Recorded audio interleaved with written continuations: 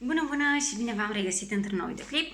Sunt Roxana și clipul de astăzi este despre cât de importantă este intimitatea în relația de cuplu. Ei bine, nu contează dacă suntem la începutul unei relații sau dacă ne aflăm de ceva vreme într-o relație, important este faptul că avem nevoie de momente în care să fim doar noi și cu partenerul nostru de viață. Avem momente în care trebuie să fim doar noi doi. Avem nevoie, de fapt, de momente în care să ne arătăm afecțiunea față de celălalt și să primim afecțiune.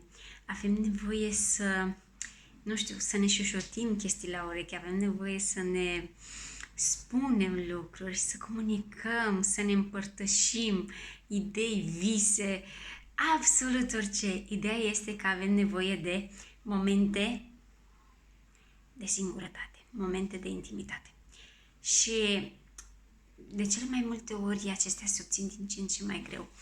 Unul dintre motive ar fi faptul că poate mulți dintre voi locuiesc încă cu mama, tata, soacru, soacra, ceva de genul, da? Și nu vă aflați neapărat singuri și acest lucru influențează relațiile. Oricât de bine v-ați înțelege cu socrii voștri, cu părinții voștri, cu frații voștri, cu cumnații, cu pisica, cu cățelul, și așa mai departe, indiferent cât de bine v-ați înțelege, cât armonie ar exista, la un moment dat tot timpul o să apară, nu știu, anumite tensiuni, anumite presiuni, anumite chestii care, pe de parte sau pe cealaltă, nu o să vă convină sau nu o să le convină lor și o să vă aflați în mijlocul unor conflicte sau în mijlocul unor discuții.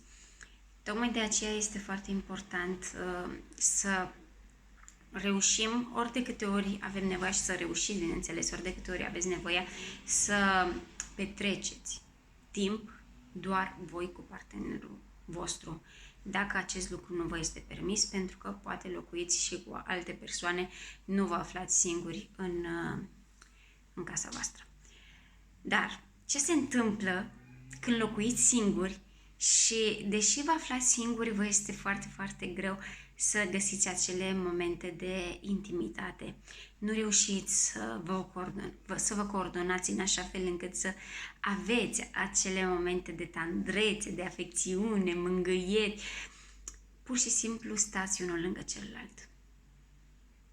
Ei bine, aici încercați să faceți voi primul pas. Tu, cel sau cea care mă asculți.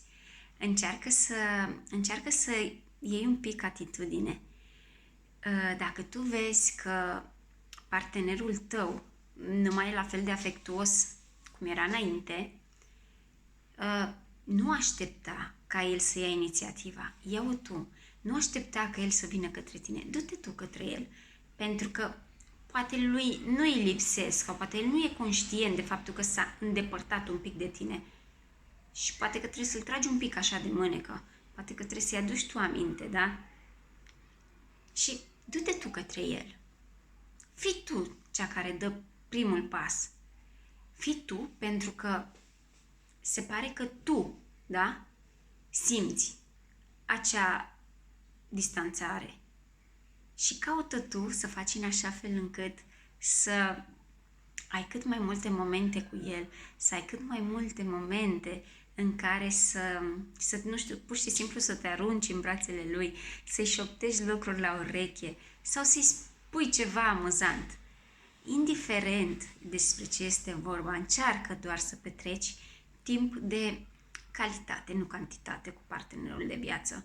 Pentru că degeaba petrecem 10 ore împreună dacă stăm unul lângă celălalt, dar nici măcar nu ne vorbim. Degeaba petrecem majoritatea timpului împreună dacă nici măcar nu ne uităm unul la celălalt. Degeaba petrecem mult timp împreună dacă nici măcar nu simțim că suntem unul lângă celălalt.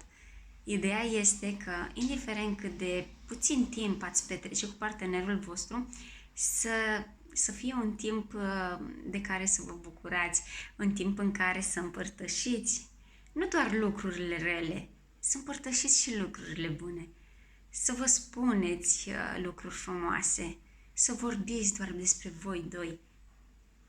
să fiți voi doi. Ok, v-am pupat! Pa, pa!